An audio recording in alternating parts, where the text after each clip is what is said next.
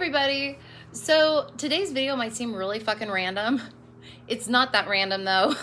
It just might seem that way. I got a comment on another video kind of dealing with the same thing from a watcher that was wondering if I would talk about Saturn quincunx the moon, this particular aspect in a chart. Now, before I get started, because I have a reason to be pulling the star cards out, I am going to promote them. The star cards. Shamelessly promote them. Because I have no shame when it comes to promoting these. I would be doing Natalie and I very, very dirty if I didn't.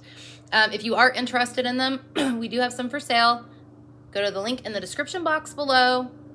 You can get yourself a copy if you want. I recommend it. They really are a very, very cool astrological learning tool. Very cool.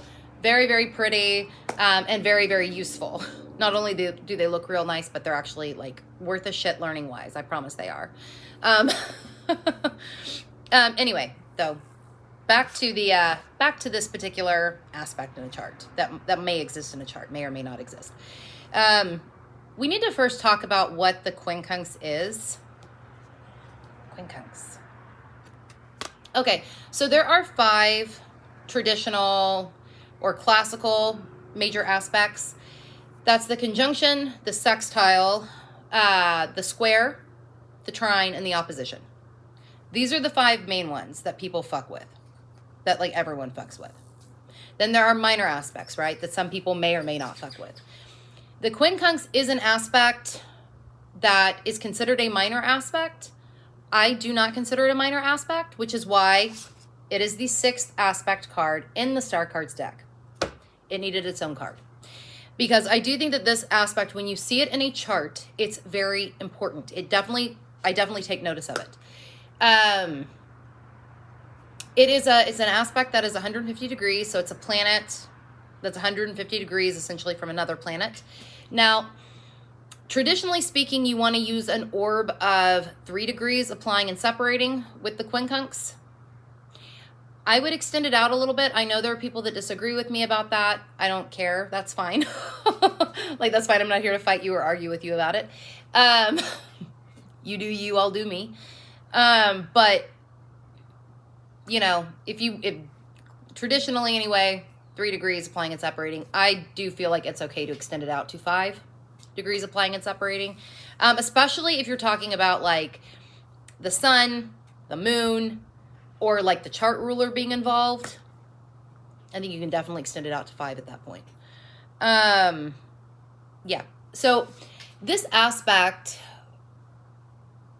you know, when you've got planets in a quincunx aspect, you are looking at planets that do not see or feel one another at the same time all of the time. One planet might get felt or seen while the other planet is completely neglected. And this might be like all the time. Like in the case of this person's, and I haven't seen this person's chart, so I have no fucking idea what it looks like. But let's say in the case of this, the Saturn quincunx the moon thing, in their case, you know, you could be looking at the moon always being seen and felt while Saturn is always neglected. You could be looking at Saturn always being seen and felt, and the moon is always neglected.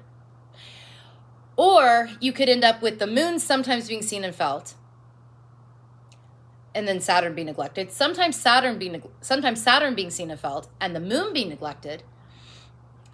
Kind of an oscillation between the two, but they are not easily seen and felt at the same time in tandem, which can cause some issues. Some adjustments have to be made. We have for the keywords on the card, we have adjustment, challenge, lacks common ground. And that is because like the signs, like, you know, signs can be quincunx too. Like on the wheel, essentially, Sagittarius would be quincunx Taurus and Cancer, that kind of thing. So it's just like the sign energy, whatever sign energies we're talking about, they don't see one another. Though I will say this, and this is kind of another topic for another video. Oftentimes, quincunx signs, there are similarities.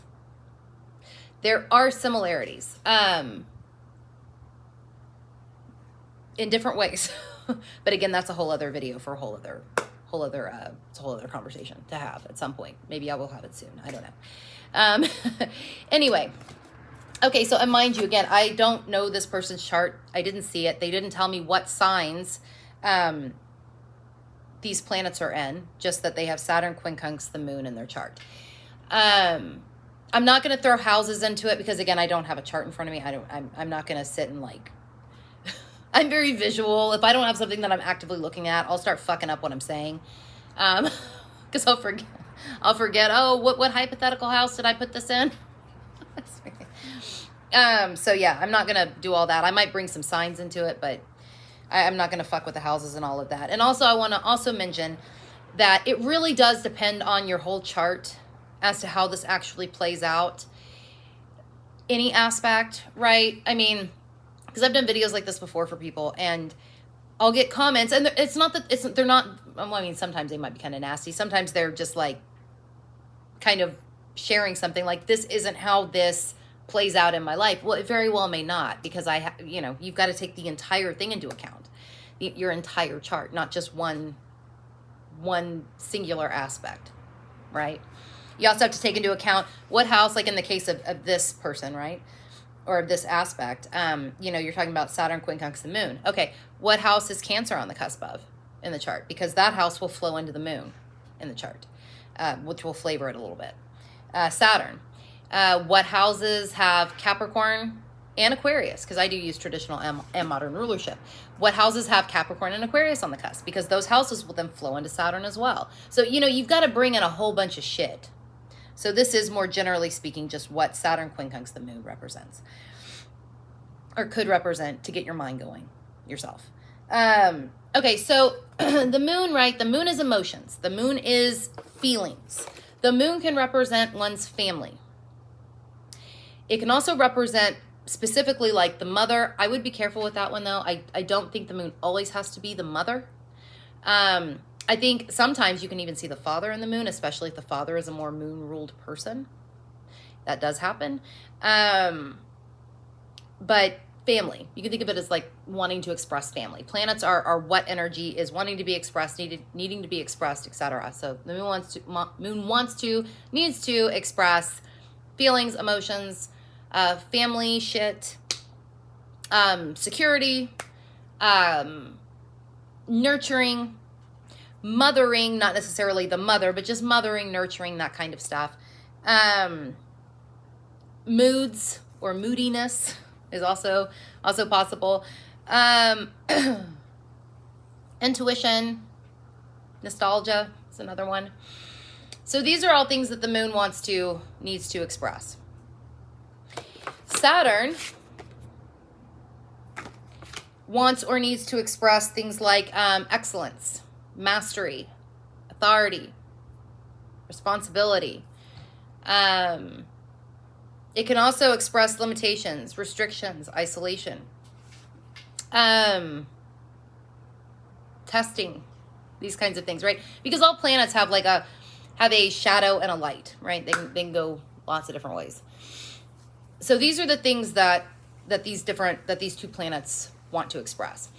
So it could be for somebody with Saturn, quincunx, the moon. It could be that when they express responsibility or mastery or authority, their emotions get left out or get not seen or felt. Like they don't come through at the same time. It could also be that when this person feels, say, if they feel more isolated, if Saturn is wanting to express things like isolation, restriction, limitations, when Saturn comes through that way, same thing. The emotions might get kind of not seen, not felt. The feelings might get not seen, not felt. Family stuff may not be seen or felt. Same thing on the flip side of that. If the moon, say, is what is being seen and felt, it could be that, when one is feeling their feelings, their emotions, their sensitivity, nurturing, all of those sorts of things, that maybe they don't see what they're responsible for as easily. They don't see their own mastery. They don't see their own authority. These kinds of things.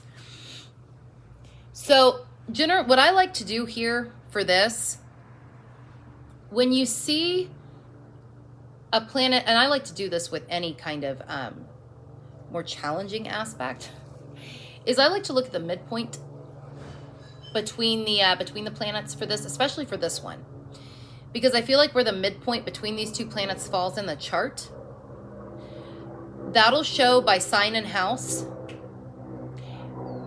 where by areas of life, and how, by sign, it can show where and how these planets can be seen and felt at the same time.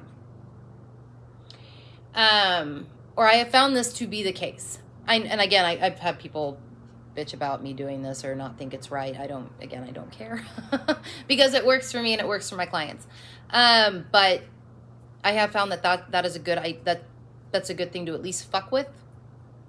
It might come up with some ideas about how these different planets in a quincunx aspect, or even in like a square, or what, can be seen and felt at the same time.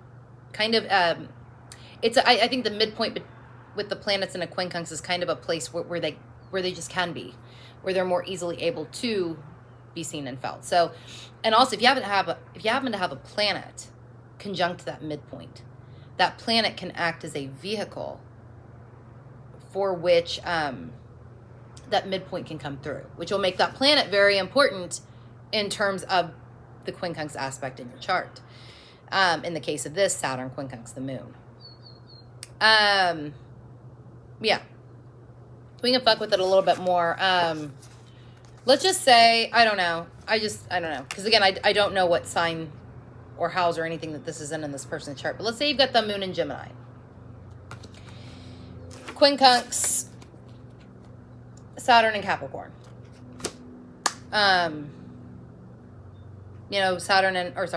Capricorn and Gemini are quincunx on the wheel. Quincunx signs. And in Gemini, like the moon in Gemini, emotions might be very flexible. Emotions might be very changeable, right? Gemini energy is very, very changeable. Kind of goes from one thing to the next. Emotions might be there might be a chameleon quality to them. That doesn't necessarily mean that, I don't mean that in like a shady way or that they're doing anything wrong. But there is just like a chameleon there. Gemini energy is able to be like a chameleon. It is, which does make them kind of an emotional chameleon. The Gemini, or they have the propensity to be. Moon and Gemini people, that is possible for them to be like emotional chameleons.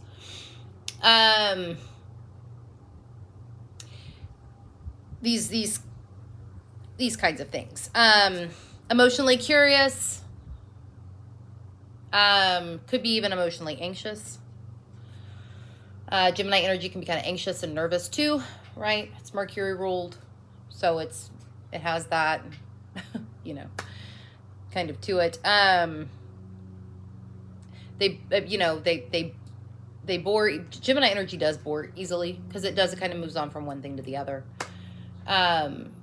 Especially if it gets bored. So this person might have a propensity to become emotionally bored, or things of that nature. Going with emotions strictly for the moon right now. And then Saturn and Capricorn. So Saturn is at home in Capricorn. It's the ruler of Capricorn. So, this person, right, when they express mastery, it can be expressed in very authoritative ways.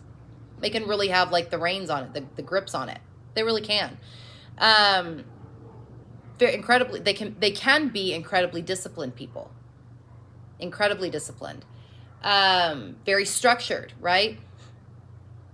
They probably really, Saturn and Capricorn people oftentimes do do need that structure.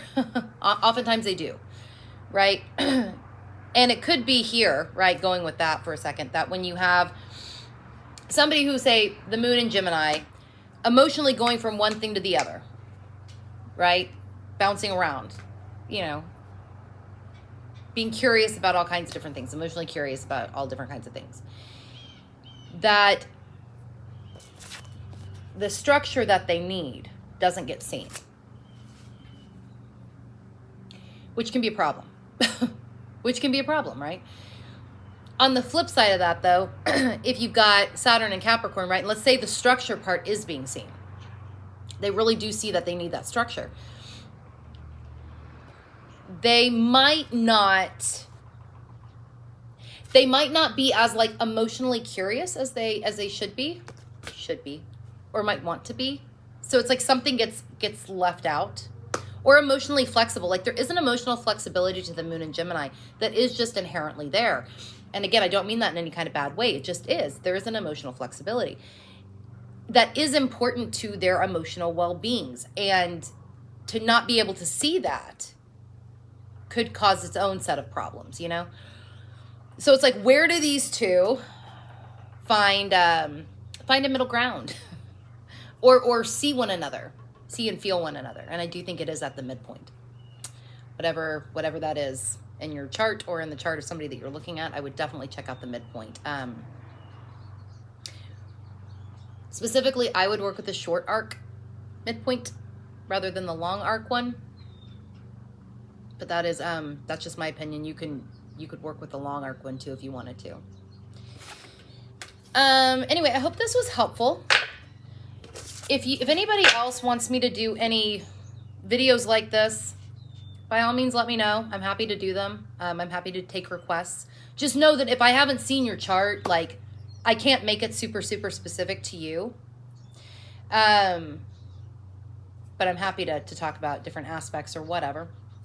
And yeah, if you want me to read for you or anything like that, I will put the link where you can do so below on my website, SaturnSeason.com. But again, I'll put the link below in the description box. And yeah, I will see you all later.